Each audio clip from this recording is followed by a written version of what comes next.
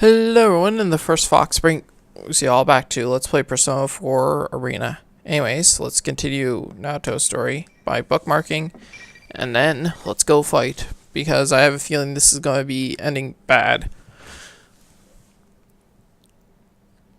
Holy shit, Labris, don't make this a bad fight.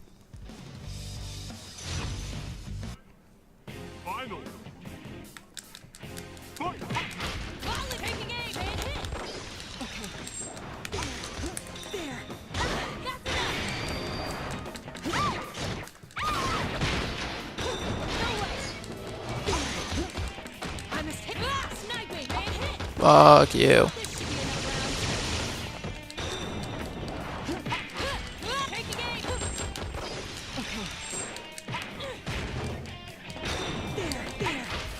Fuck you.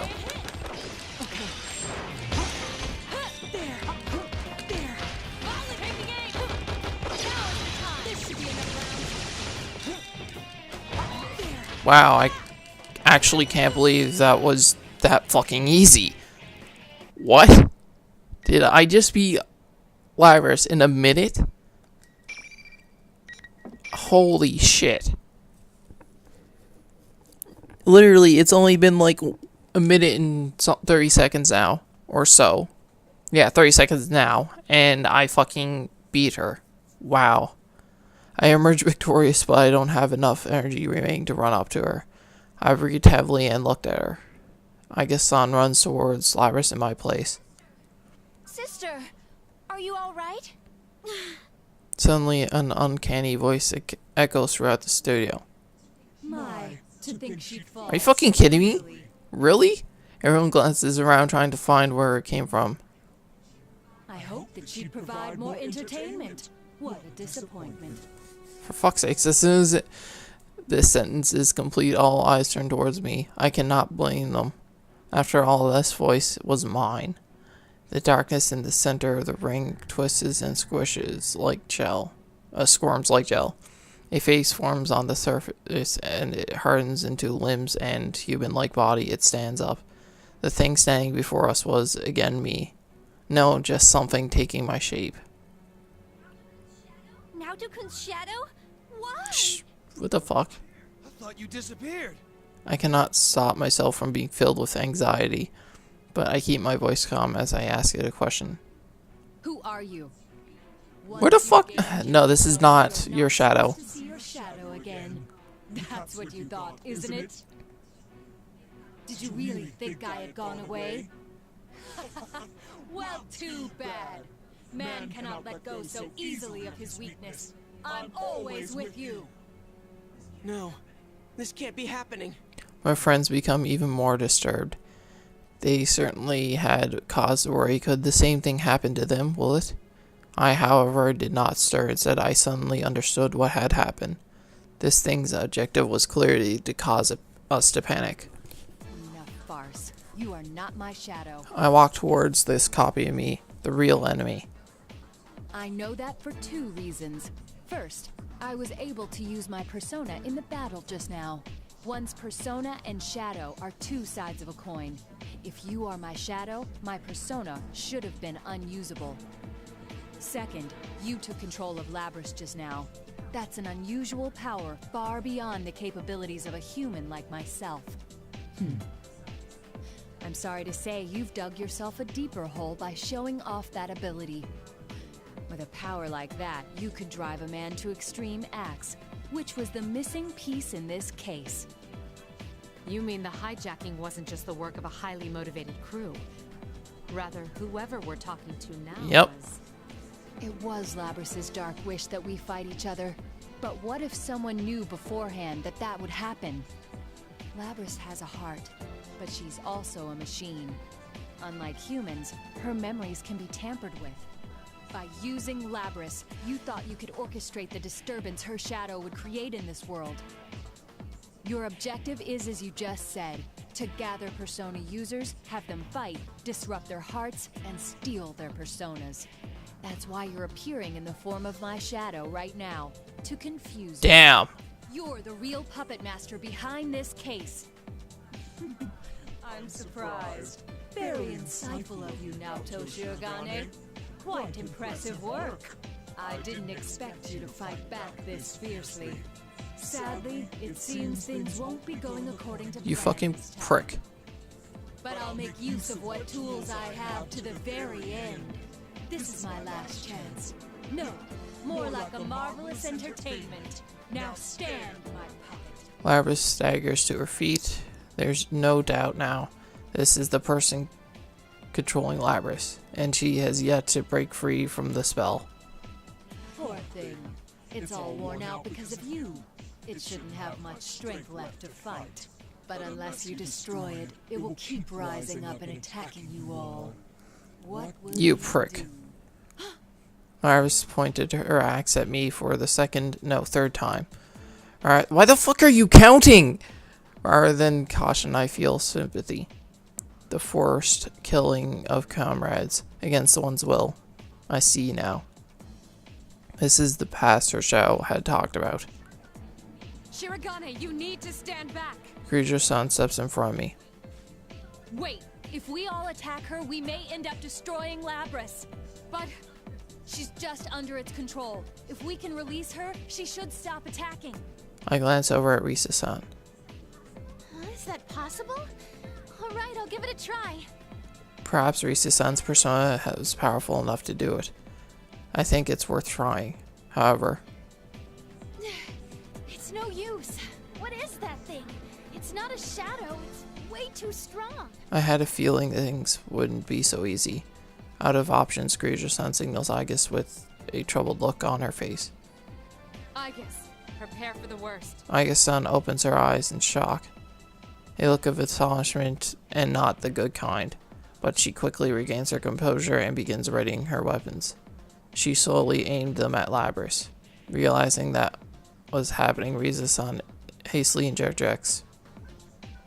Wait, let me try again. But Aigis-san pays her no heed. Labrys is in her sights. She looked calm, but it hurts just to see her expression. That's only natural. She called Labrys her sister. Good. Now suffer. Relinquish your personas. At that very moment, Kirijo-san suddenly looks up. She closes her eyes and gathers her strength as she had when she tried to establish a line of communications with her own persona. But who is she trying to reach? I see. Now! Who is she talking to? Is there someone here besides us? As I stare at Kirijo-san in bewilderment, it happens without warning. Labrys freezes in place. The menacing aura that she had been giving off dissipates in an instant. What? For the first time, I can hear panic in the enemy's voice. Freed from the power of the enemy, Labrys' body collapses to the ground. Aigis-san's weapons fold back into her body and she runs to Labrys as if all her pent-up emotions were exploding behind her like a rocket. What the heck was that? I don't know. I was getting desperate too. It seemed like something far away stepped in. This can't be! It's just as we thought. The enemy is taking on your appearance and has no connection to you. Feel free to cut loose. Kirijo-san's voice is full of confidence. I don't know what she did, but when she speaks so confidently, it's impossible to doubt her. I look at the enemy again, my face, but with a different expression. There's something I want to ask before I fight. What now? Why did you choose me? Of all the persona users here, why did you use my face? Is that all? Of course I chose you. You were the most unstable of the lot. Never quite sure whether to call yourself a man or a woman. Your indecisiveness made you the perfect prey. I clench my fists, but keep my anger in check. After a moment, I nonchalantly tip my head back on my head. There's actually something I've been curious to know all this time. Last year, when my real shadow went berserk, I was forced to the sidelines. It left me wondering whether I could have overcome that other me on my own. This is the perfect chance to find out. I won't hold back an inch. Fucking A. Let's do this. I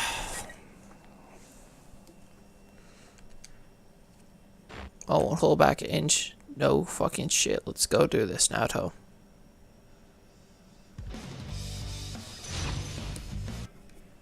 Finally. Ah, sniping! There you are. Okay. There. Ah, sniping! Now is the time. This should be in the round. You bitch. Ah, sniping! Okay. Fuck you. There. Ow. Fuck you. Taking aim. There you are. Now is the time. This should be in the round. That's enough. No. Now you quit.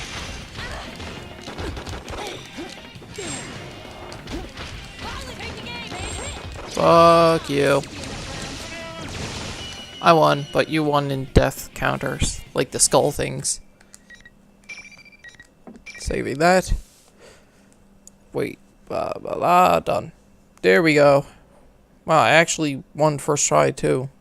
Demi staggers and falls to her knees, her face, or rather mine, writhing in agony. You did it! You're so cool now, Chan. I can't believe you could go that nuts on something that looked like you. It may have taken my shape, but it wasn't me. I had no reason to relent. I fully believe what I said, but Kanji-kun doesn't seem satisfied for some reason. Kirijo-san looks down at the enemy. You'll be coming with us.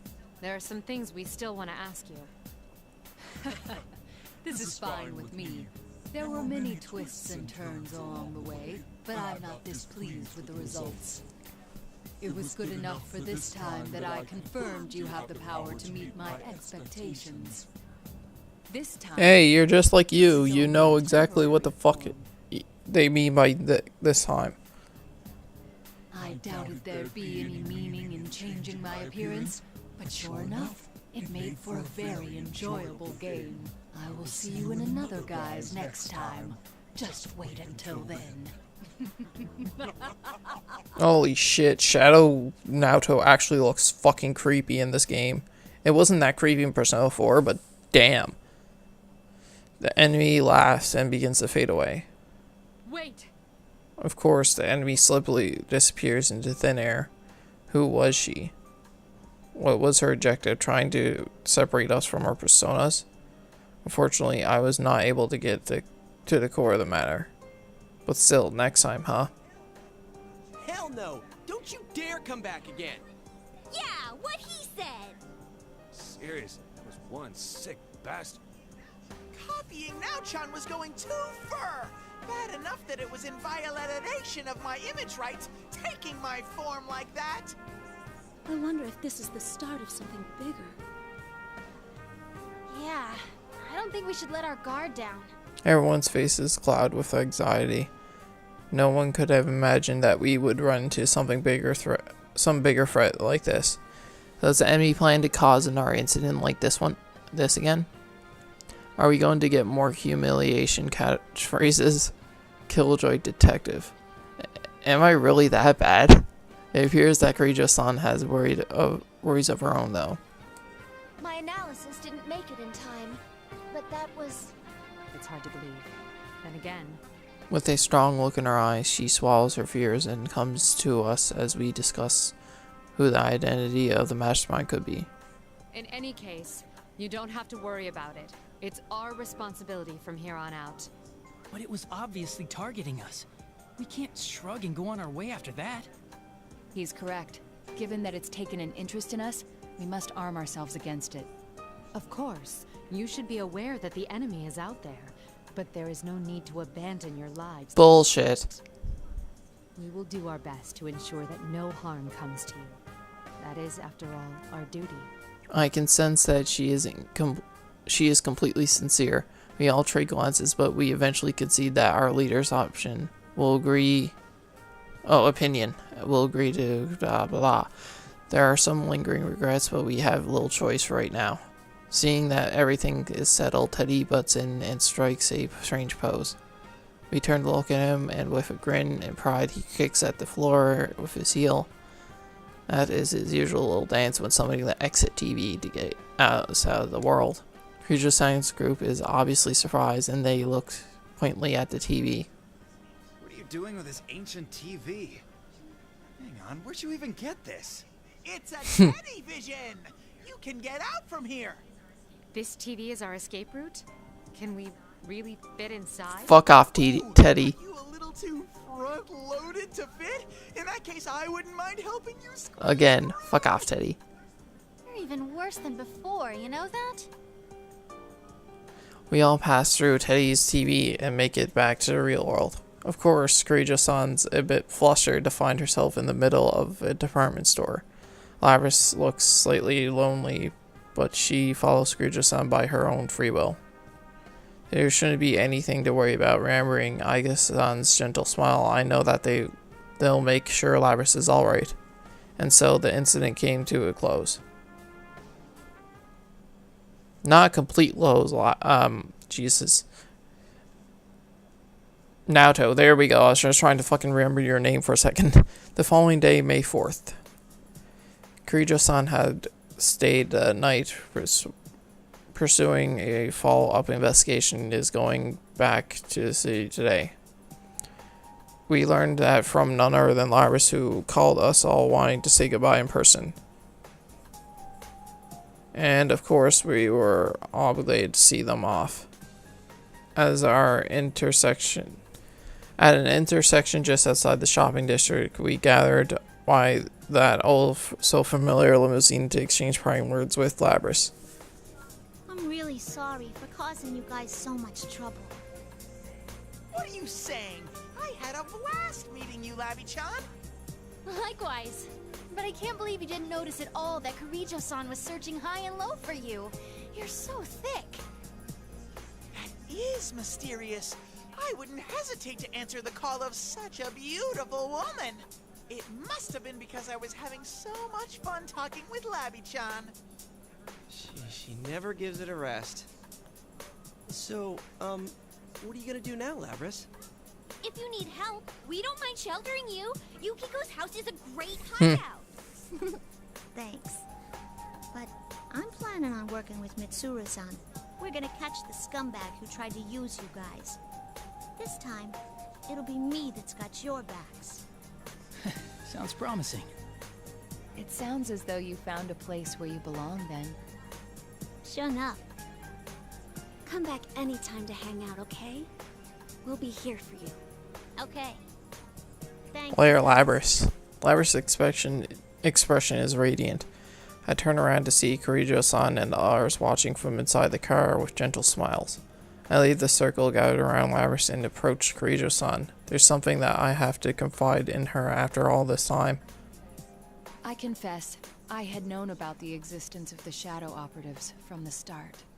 As I thought. Well, considering what we've both been through, there's no need to keep it hidden from you anymore. Why are you taking the lead even if it risks your life? A woman in your position needn't. A great many people were hurt because of mistakes the Kirijo group made in the past. I won't let it happen. Of course, she tries to fucking keep doing this shit by herself. To leave behind nothing that could jeopardize the future. That's my mission. More than that, it's a vow I made. I feel like she's speaking to someone else, someone who's not here to hear her. She then nods to me. The sincerity in her eyes is all the confirmation I need. In my line of business, you rarely come across people who actually speak what they mean. People I would call noble. She is one of the few. Her eyes show trust in me, and that makes me proud to know her as well. You've been a real help. About the next step, though, I doubt you'll back down that easily. Who knows? It's not my decision to make. I give a casual reply, and Kirijo-san shakes her head with a smile. I understand that nothing I say can dissuade you, but I want you to be cautious. Her expression turns to serious.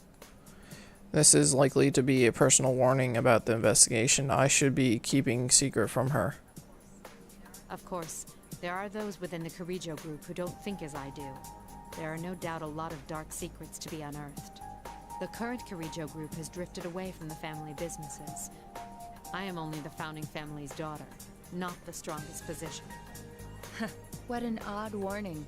It's as if you're showing compassion to your enemy.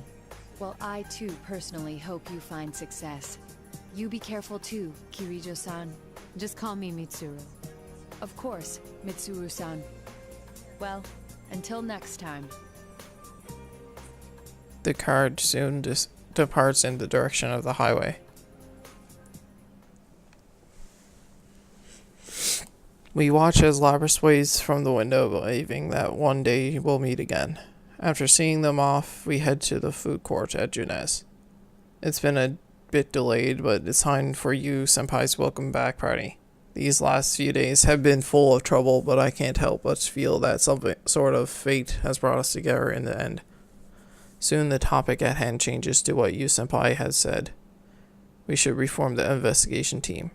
Just as Mr. had predicted, it was the only natural reaction to what we had been through.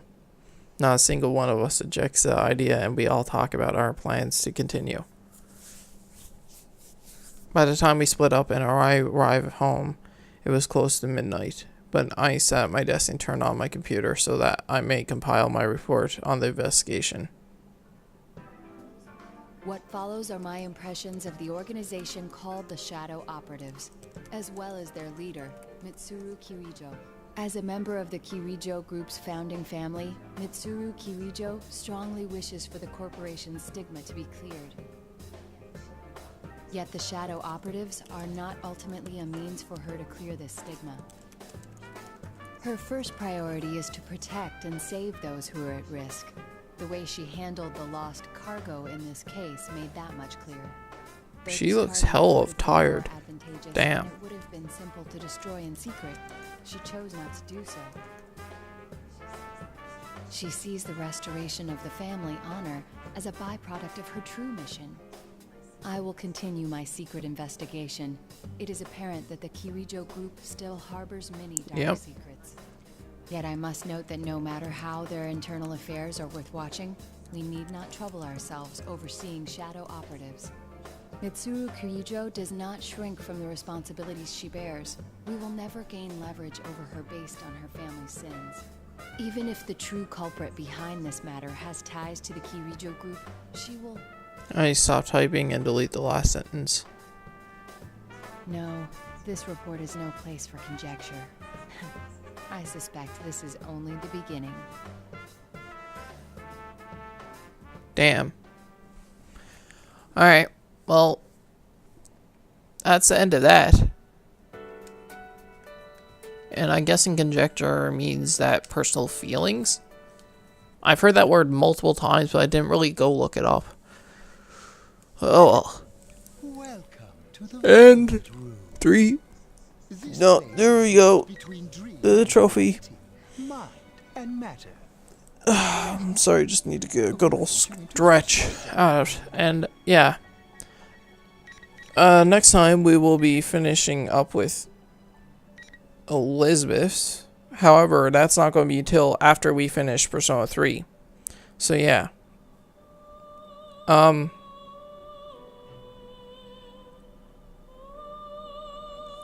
I never really got why Elizabeth had yellow. Whatever, fuck it. Anyways, entered into a contract may enter.